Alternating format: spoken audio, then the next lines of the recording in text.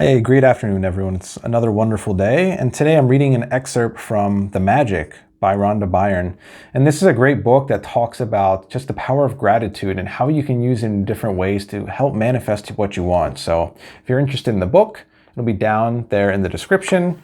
And like and subscribe if you want to see more of this. So this actually just talks about one of the manifestation success stories about her daughter, actually. And it again shows you the way things happen. It's very different than what you expect, and it's really not up to us to figure that out. So let's start here. So after being out one night, my daughter discovered the next morning that she did not have her wallet, and she had no idea where she might have lost it, or even if it had been stolen. She called the restaurant where they went to dinner, the taxi company she used to come home, the police station, and she searched the streets knocking on surrounding doors, but no one had found her wallet.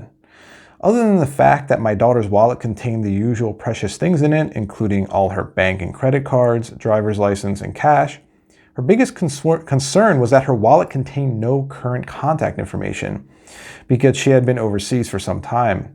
She didn't have a publicly listed phone number, and with a common surname, there seemed to be no hope. But despite the seemingly impossible obstacles, my daughter sat down, closed her eyes, got a picture of her wallet in her mind. She visualized that she was holding her wallet in her hands.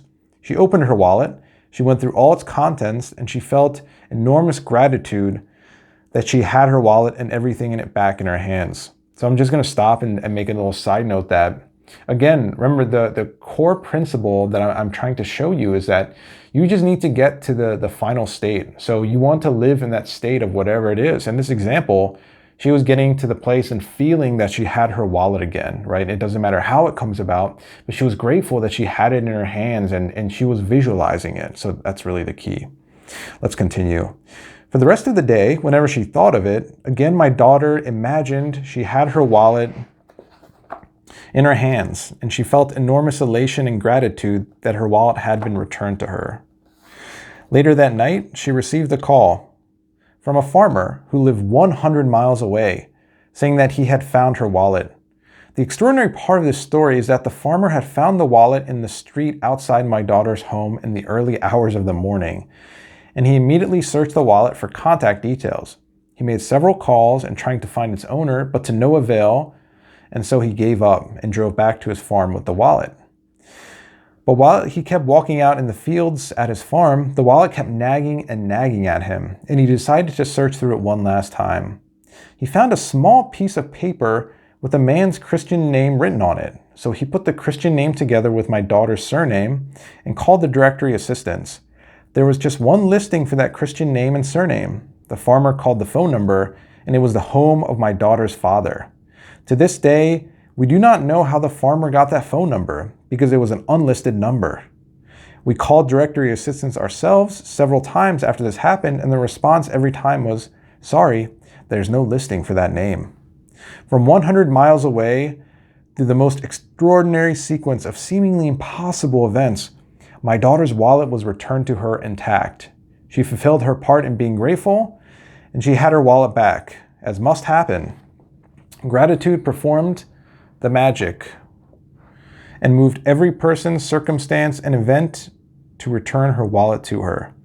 The magical power of gratitude is available for you to use as well, and it always has been. You just had to discover it for yourself and learn how to use it.